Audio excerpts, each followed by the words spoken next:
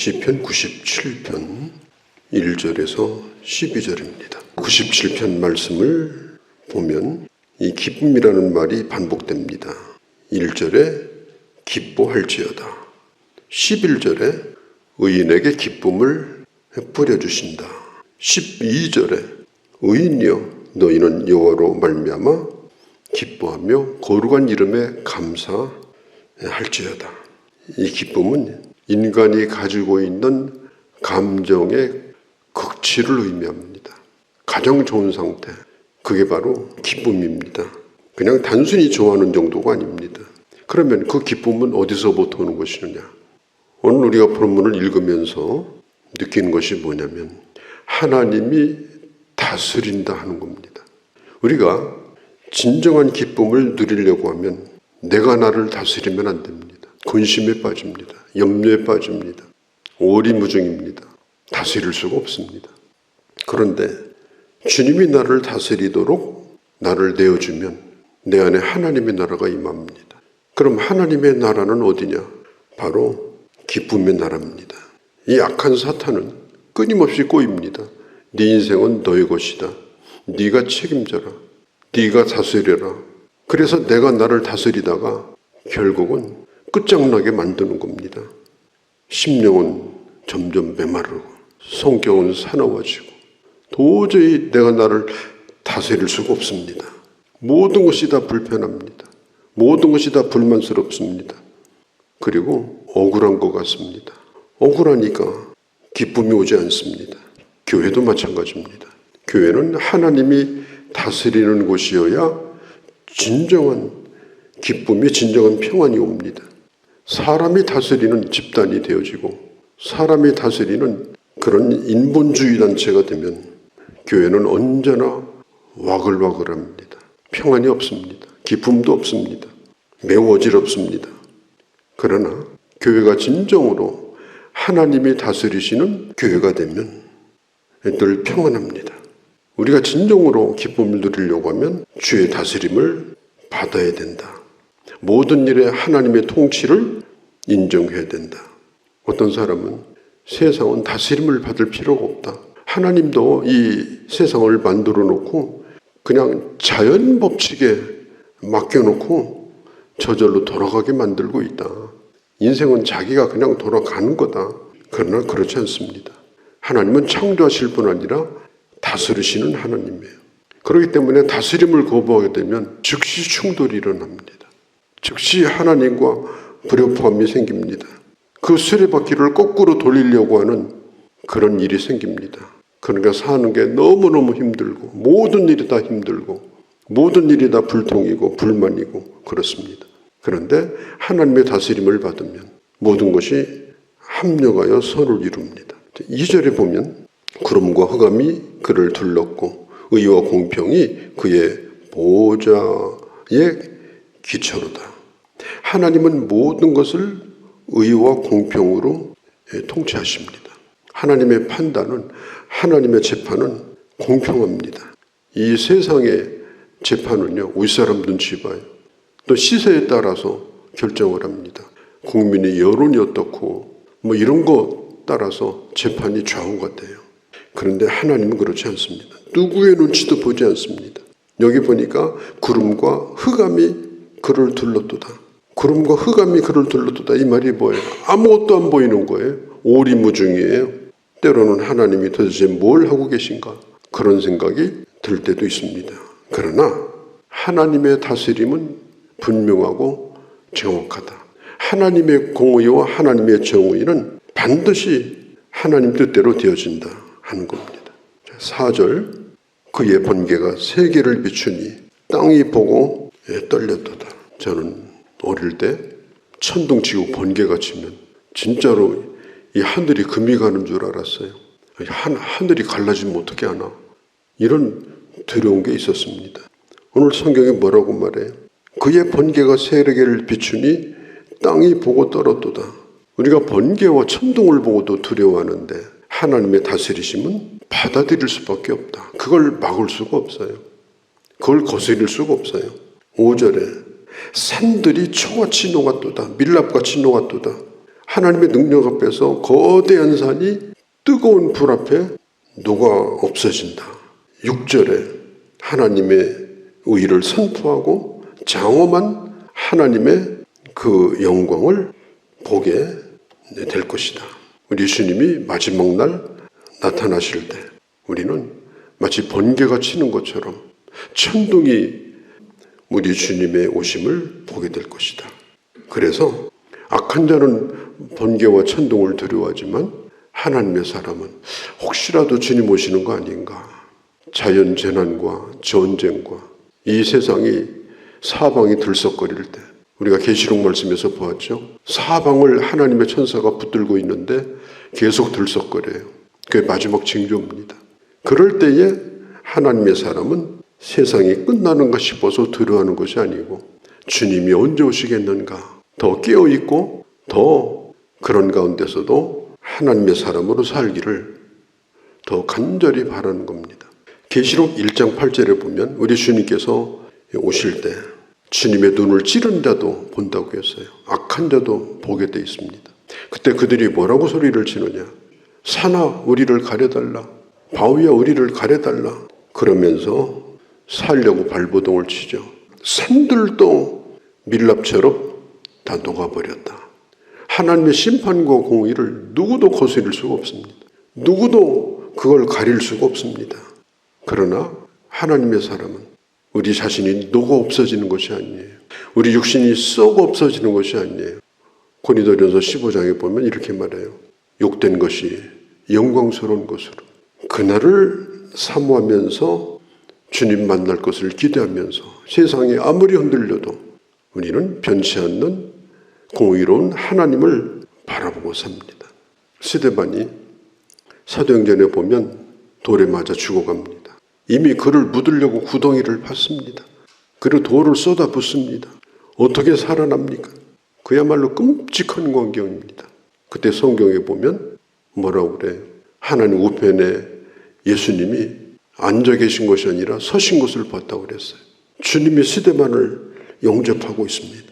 스데반의 얼굴이 마치 천사와 같이 변했다. 그 마지막 순간이. 그리고 그의 죽는 모습은 잠자는 것과 같았다. 그게 어떤 고난 속에서도 주님을 바라보며 사는 사람들이 누리는 은혜입니다.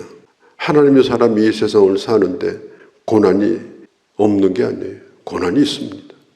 어려움이 있습니다.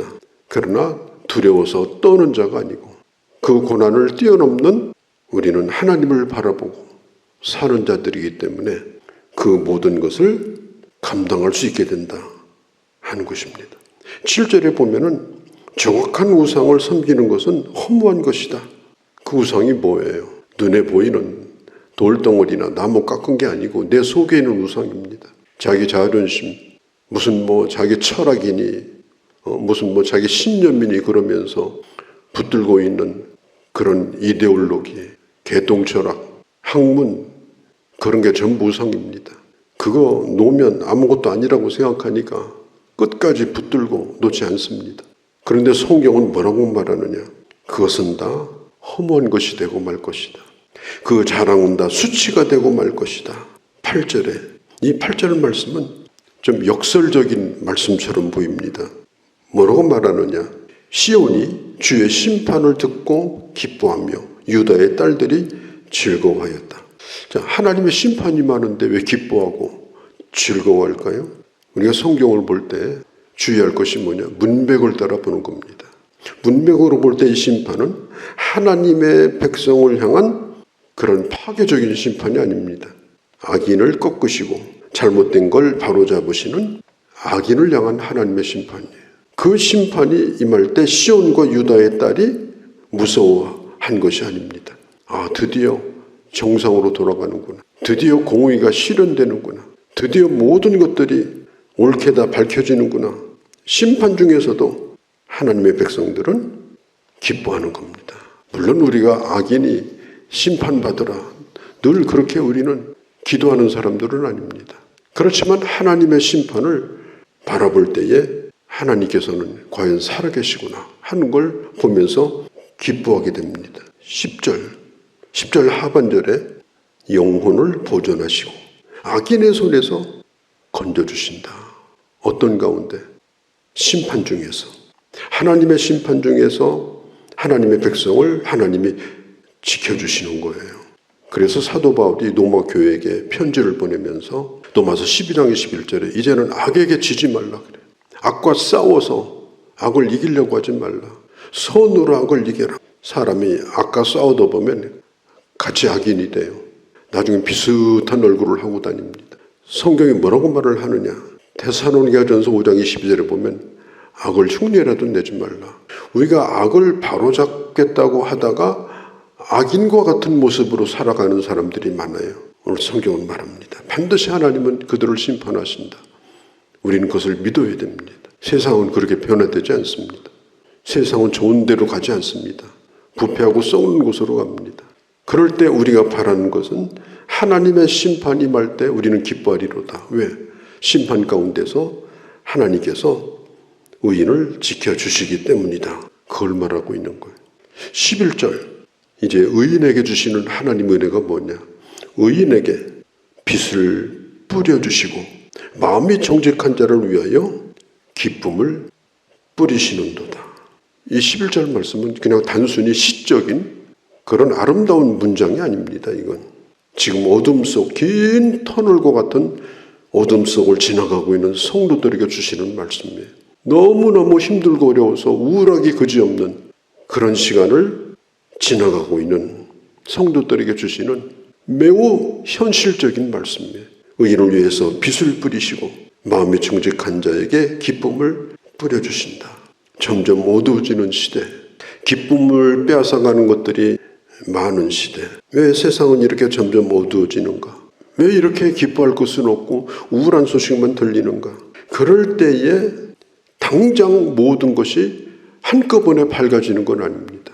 당장 모든 것이 장면이 바뀌듯이 그렇게 바뀌는 건 아닙니다.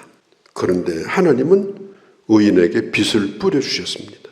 이 뿌린다는 말은 그냥 뿌린다는 뜻도 되고 심긴다 그런 뜻도 됩니다. 빛을 뿌리면 처음에는 빛이 뿌려진 줄도 몰라요. 그런데 나중에 점점 밝아져요. 오늘도 그렇지 않습니까? 우리가 어두운 밤에 새벽에 이렇게 나왔다가 기도 끝나고 가면 환한 빛을 보면서 갑니다. 저는 이게 참 상징적이라고 생각해요. 캄캄한 밤에 하나님 앞에 기도하는 사람은 그 눈을 뜨는 순간은 그때부터 환하게 밝아오는 아침을 맞습니다. 시간적인 것이 아니고 상황을 의미하는 겁니다.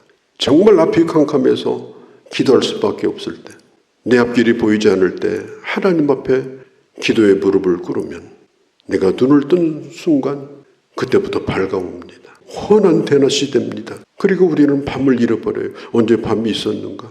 우리는 밤을 기억하고 사는 사람들이 아니잖아요. 다 잃어버리고 그리고 밝은 모습으로 또 밝은 대낮을 우리는 살아가지 않습니까? 하나님은 오늘도 우리에게 빛을 뿌려주시고 빛을 심겨주셔요. 조금 조금씩 싹이 나고 조금 조금씩 밝아지더니 나중에는 빛이 쏟아지는 놀라운 경험을 하게 됩니다. 아, 하나님이 내게 빛을 주시는구나. 빛이 하늘에서부터 쏟아지는구나. 주님이 축복을 뿌려주시는구나. 한꺼번에 되는 건 아니. 그러나 반드시 그런 날을 볼 것이다. 우리가 뭘 이렇게 하다 보면 흔히 스프레이 아웃이라는 경험을 합니다. 뭐 영원히 나올 줄 알고서 열심히 머리다 뿌렸더니 또 소독약 열심히 뿌렸더니 다 날아가 버렸어요. 왜? 다 써가지고 그래요. 우리 인생이 가지고 있는 이 용량이라고 하는 건 영원히 뿌릴 수 있는 게 아니에요. 바닥이 나게 돼 있습니다. 그런데 성경은 말합니다. 주님이 내게 주시는 기쁨도 주님이 내게 주시는 마음은 우리 하나님께서 끊임없이 끊이지 않도록 내게 뿌려주심으로 결국은 하나님의 은혜는 해가 밝아오는 것처럼 임합니다. 그래서 언제 그런 일이 있었나 하는 것도 우리는 잃어버리고 하나님의 은혜를 누리게 됩니다. 기쁨도 마찬가지예요. 그래서 슬픈 날을 다 잃어버리고 기쁨을 누리게 하십니다. 이것은 어려운 시대에 의로운 하나님의 사람에게 주시는 약속입니다. 이런 하나님의 은혜가 우리 모두 가운데 한 함께 하시기를 주의 이름으로 축원합니다. 걸어가신 우리 아버지, 나를 다스리시고 내 안에 하나님의 나라를 이루게 하시고 그리고 내게 기쁨이 넘치게 하시는 그 놀라운 은혜를 아버지 저희들로 하여금 경험하게 하여 주옵소서. 의인을 위해서 빛을 뿌려주시는 주님, 정직한 자를 위하여 기쁨을 뿌려주시는 주님, 지금은 어둠의 때를 지나고 있지만 때로는 우울한 시간을 보내고 있지만 이 모든 것들이 다 회복되어지고 이제는 밝은 빛 가운데 한없는 기쁨 가운데 살아가는 귀한 주의 자녀들이 되게 하여 주시옵소서. 우리 주 예수님의 이름으로 기도하옵나이다. 아멘.